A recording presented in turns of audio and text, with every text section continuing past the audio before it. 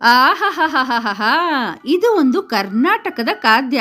ಹೌದು, ಬಿಸಿ ಬಿಸಿ ರುಚಿ ರುಚಿ ಬಾಯಲ್ಲಿ ನೀರು ಬರುತ್ತೆ. ಅರೆರೆರೆ, ಏನು ಅಂತ ಹೇಳ್ತೀರಾ? ಏನ್ರಿ ಪರಿಮಳ! ಅದುವೇ ನಮ್ಮ ಮೈಸೂರು ಸಂಸ್ಥಾನದಿಂದ ಬಂದಂತಹ 200 ವರ್ಷಗಳ ಖಾದ್ಯ. ಕರ್ನಾಟಕದಲ್ಲೇ ಹುಟ್ಟಿ ಇಡೀ ವಿಶ್ವವನ್ನೇ ಆಕ್ರಮಿಸಿದಂತಹ ಕನ್ನಡದ ಹೆಮ್ಮೆಯ ಏಕೈಕ ಖಾದ್ಯ, ಅದುವೇ ಬಿಸಿಬೇಳೆ ಬಾತ್. ಸಾಂಪ್ರದಾಯಿಕ ಅಡುಗೆ. ಇದರ ಹೆಸರು ಕನ್ನಡ ಪದಗಳಿಂದ ಬಂದಿದೆ. ಬಿಸಿ ಎಂದರೆ ಬಿಸಿಯಾದ, ಬೇಳೆ ಅಂತ ಹೇಳಿದರೆ ತೊಗರಿಬೇಳೆ, ಭಾತ್ ಅಂತ ಹೇಳಿದರೆ ಅನ್ನ.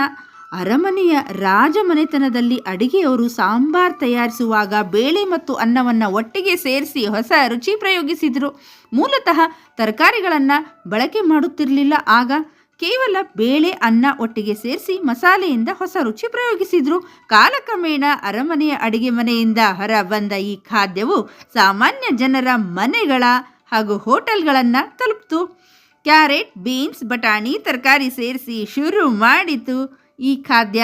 ಕಡಲೆಬೇಳೆ, ಉದ್ದಿನಬೇಳೆ, ಧನಿಯಾ, ಒಣಮೆಣಸಿನಕಾಯಿ, ಜೀರಿಗೆ, ಕಾಳುಮೆಣಸು, ಒಣಕೊಬ್ಬರಿ, ಲವಂಗ, ದಾಲ್ಚಿನ್ನಿ ಹಾಕಿ ಮಸಾಲೆ ಪುಡಿ ರೆಡಿ ಮಾಡಿ ಅಕ್ಕಿ ಬೇಳೆ ಬೇಯಿಸಿ, ನಂತರ ತರಕಾರಿ ಬೇಯಿಸಿ ಅದಕ್ಕೆ ಹುಣಸೆ ರಸ ರುಬ್ಬಿದ ಮಸಾಲೆಯೊಂದಿಗೆ ಹಾಕಿ ಉಪ್ಪು ಹಾಕಿ ಕುದಿಸಿ, ನಂತರ ಬೇಯಿಸಿದ ಬೇಳೆ ಅಕ್ಕಿ ಮಿಶ್ರಣ ಹಾಕಿ ಸಣ್ಣ ಉರಿಯಲ್ಲಿ ಕುದಿಸಿದರೆ ತುಪ್ಪದ ಒಗ್ಗರಣೆ ಗೋಡಂಬಿ ಹಾಕಿದ್ವಿ ಅಂತ ಹೇಳಿದ್ರೆ ಆಹಾ, ಬಿಸಿಬೇಳೆ ಬಾತ್ ರೆಡಿ. ನನಗಂತೂ ತುಂಬ ಇಷ್ಟ. ನಿಮಗೂ ಇಷ್ಟ? ಹೊರಟ್ರಾ? ಓಕೆ.